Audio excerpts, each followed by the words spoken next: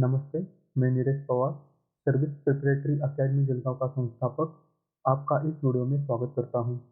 इस वीडियो में हम जानेंगे कि सर्विस प्रिपरेटरी इंस्टीट्यूट क्या है और उसे आप कैसे ज्वाइन कर सकते हैं।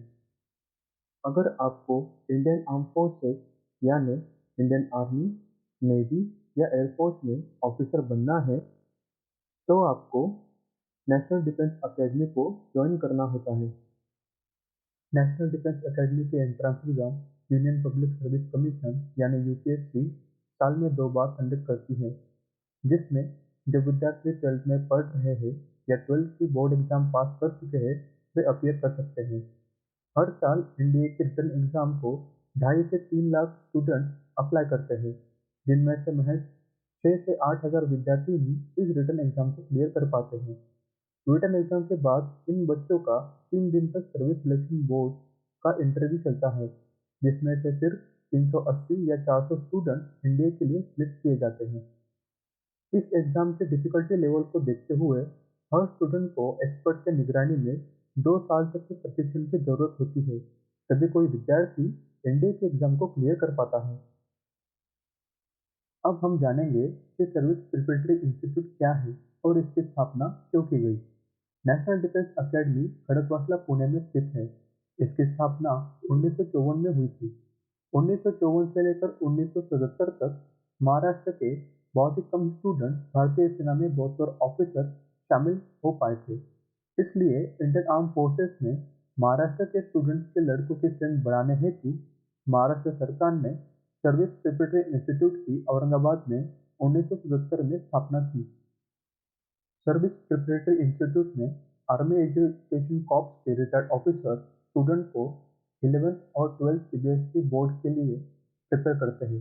साथ ही में उनको नेशनल डिफेंस अकेडमी और एसएसबी इंटरव्यू को क्लियर करने में भी हेल्प करते हैं। सर्विस प्रिपरेटरी इंस्टीट्यूट ने 1977 से लेकर आज तक भारतीय सेना को 1000 से भी ज़्यादा ऑफिसर दिए हैं। अगर आप सर्विस प्रिपरेटरी इंस्टीट्यूट के इस एग्ज़ाम को अपीयर करना चाहते हैं, तो यह ज़रूरी है कि आप महाराष्ट्र के रहिवासी हो। इसका मतलब आपके पास महाराष्ट्र का डोमिसाइल सर्टिफिकेट होना चाहिए। इस एग्ज़ाम को वही विद्यार्थी अपीयर कर सकते हैं जो इस साल 10वीं कक्षा में पढ़ रहे हैं और अगले साल 11वीं की कक्षा में प्रवेश ले सकते हैं।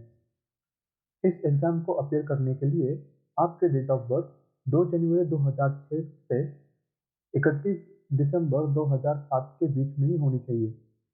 साथ ही में फिजिकल स्टैंडर्ड के क्राइटेरिया पर आपकी हाइट 157 सेंटीमीटर से ज़्यादा होनी चाहिए और आपका वेट 43 केजी से भी ज़्यादा होना चाहिए। अगर आपकी आई साइट नॉर्मल है या अगर आपको स्पेक्टेकल्स है, तो उसका नंबर -2 और +2 से ज़्यादा नहीं होना चाहिए।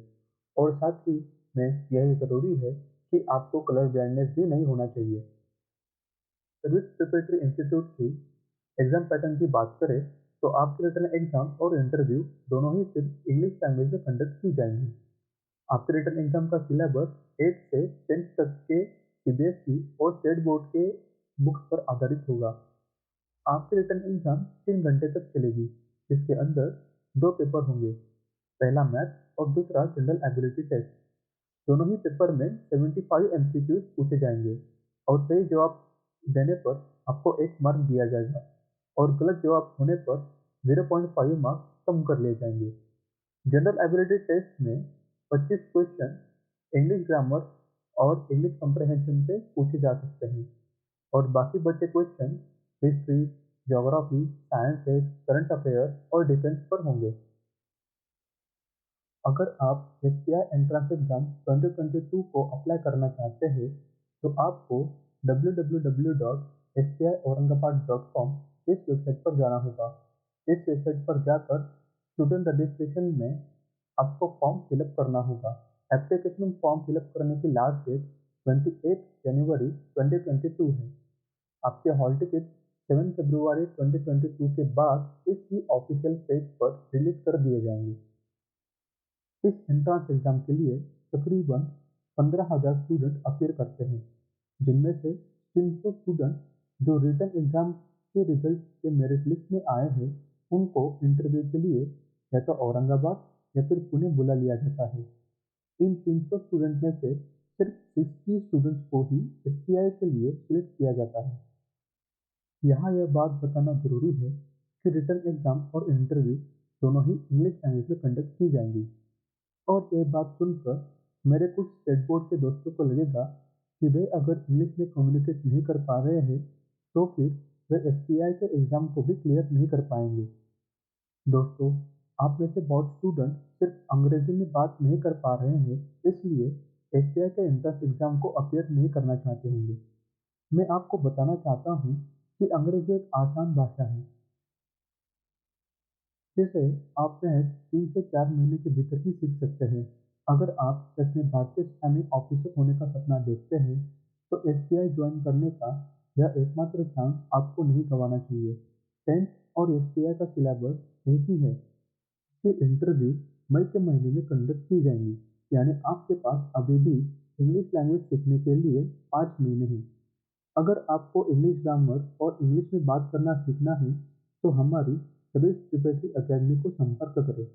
हमारे अकेडमी में जो विद्यार्थी service preparatory institute entrance exam के लिए तैयारी कर रहे हैं और इंग्लिश ग्रामर और इंग्लिश में कम्युनिकेट करना सीखना चाहते हैं, तो एसपीआई इंटरव्यू कोर्स 2022 में एडमिशन ले सकते हैं।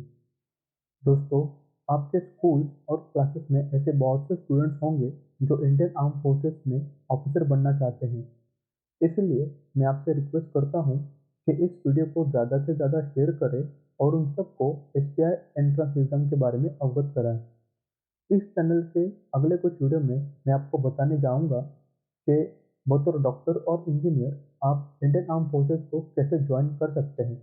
इसलिए इस वीडियो को ज़्यादा से ज़्यादा शेयर करें और इस चैनल को सब्सक्राइब करें। दोस्तों, अगर आपने ठान लिया है कि मैं एनडीए ज्वाइन करूंगा, मैं एसपीआई ज्वाइन करूंगा, तो कुछ डिफिकल्ट नहीं है। आप इन एग्ज़ाम को ज़रूर क्लियर कर पाएंगे और भारतीय सेना में अफसर बन पाएंगे। यह मेरी आप सबसे शुभकामनाएं हैं। इसी के साथ मैं आपसे विदा लेता हूँ। जय हिंद।